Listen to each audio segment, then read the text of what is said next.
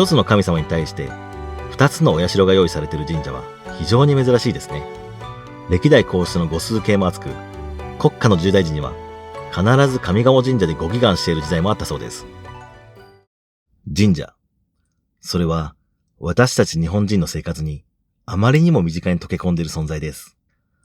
そんな我々日本人の生活の一部となっている神社のことをあなたはどれくらい知っていますか？今回ご紹介する神社は上賀茂神社です。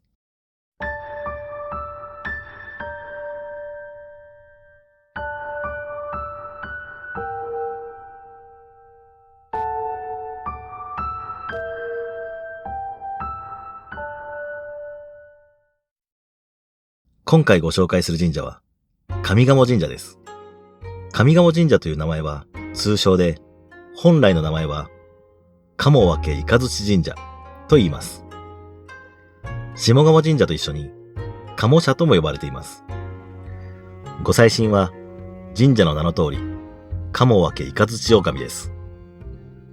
神門は双葉葵。上賀茂神社も下鴨神社と同じく京都の町を作ることに関わった鴨氏を祀っています。大地の鳥居をくぐると下鴨神社とは随分と雰囲気が違います。とても明るく開放的な雰囲気です。あと、とても広いです。ご祭神の鴨分雷は下鴨神社で祀られている鴨竹津海の命の孫にあたります。そしてお母さんが下鴨神社で祀られている玉頼姫の命です。鴨分雷の狼には出生についての神話があります。太古の昔、天で雷鳴が轟き、一本の矢が降ってきました。下鴨神社で祀られている玉頼姫が鴨川の上流で身を清めているとき、川上から流れてきたその矢を拾い持ち帰ります。その矢を丁重に扱い、お休みになられていたところ、矢にこもっていた不思議な力によりご解任され、子供が生まれました。その子供が元服を迎えたときに、祖父である鴨竹津海はたくさんの神々を招き、7日7夜の祝宴が開催されました。その席で鴨竹津海の命が、君のお父っつぁん一体誰やねんと言ったところ、子供は僕のお父っつぁんは天津神やと言い、雷鳴とともに天へ昇ってしまいました。残された祖父の鴨竹津海と母である玉頼姫が会いたいと願っていた夜、玉頼姫の夢枕に子供が現れ、私に会いたいのであれば馬を走らせ、葵の葉で冠を編み、祭りをして待たれよと告げられました。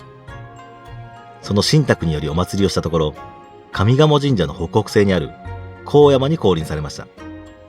そしてこのお祭りが今の葵祭りとなっています。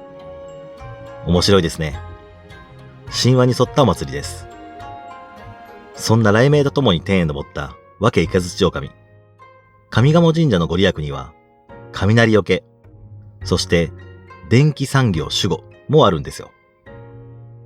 第二の鳥居をくぐり、細殿へやってきました。この細殿の前には、三角錐の砂山が2つ建てられています。この砂山は、立綱と呼ばれ、鴨分雷狼が降り立った高山をかたどっています。もともとの祭祀は高山で行われていたものを、ふもとの上賀茂神社で行うようになりました。そして、神様が降りてくる頼代となったのが立綱となっているのです。ちなみに、鬼門に砂をまいたり、清めの砂と言ったりするのは、この立綱が起源となっていると言われています。そんな2つの立綱の頂上には、松葉が刺してあります。この松の木は、高山にある松の木を模したもので、高山の頂上にも実際に松の木があるそうです。この松葉、よく見ると左右両方で本数が違います。向かって左側には3本、右側には2本です。これは一体何を意味しているのでしょうか？これは陰陽を表しています。数字に注目してみましょう。数字の3、つまり奇数です。奇数は陰陽の世界では陽を表します。数字の2、偶数は陰陽の世界では陰を表します。さあ、ここから広げていきましょう。性別にも陰陽があります。陽を表すもの、それは男性です。では陰は？そう、女性を表します。陰陽の使い手、鴨氏ならではの表現方法ではないでしょうか。では、この男性、女性は一体何を表すのでしょう。勘の言い方はわかるかもしれませんね。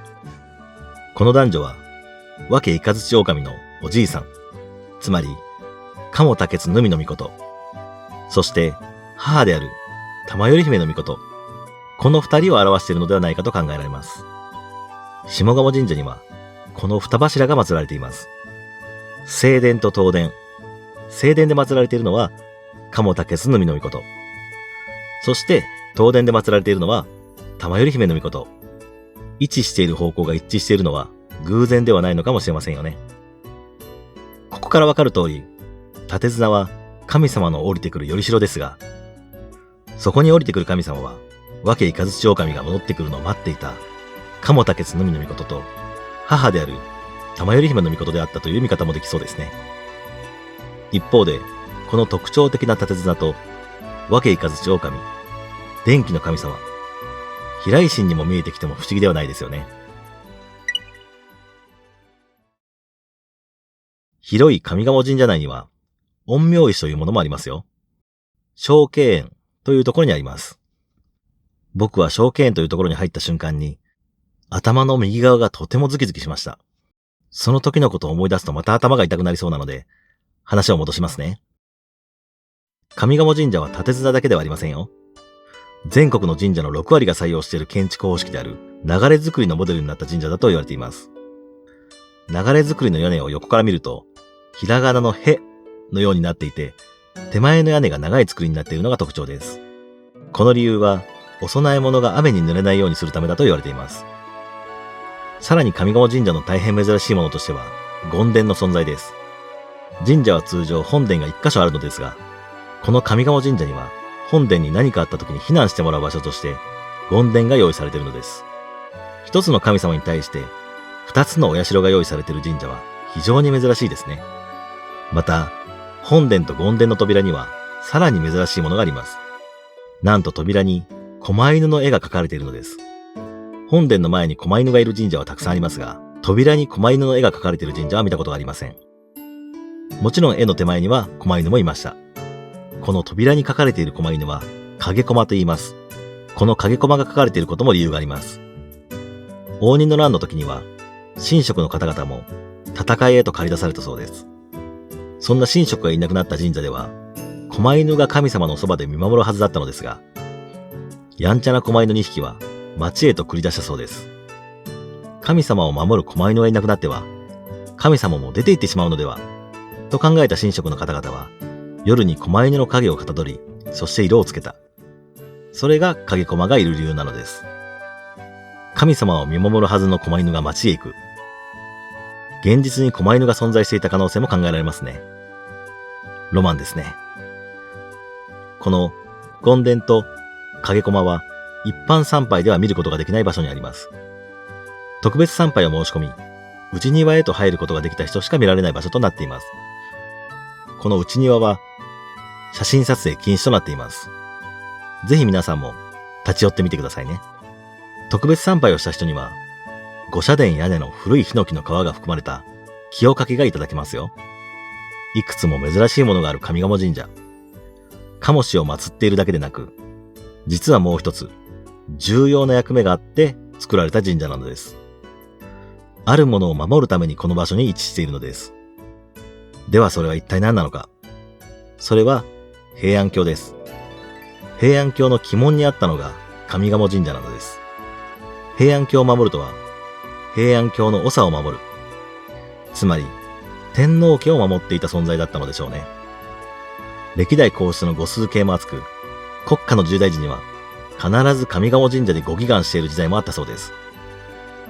では今回の上賀茂神社でのポイント。1、神話がお祭りになった葵祭り。2、立綱に込められた深い意味。3、権殿と影駒が珍しい。4、神社の場所にも注目。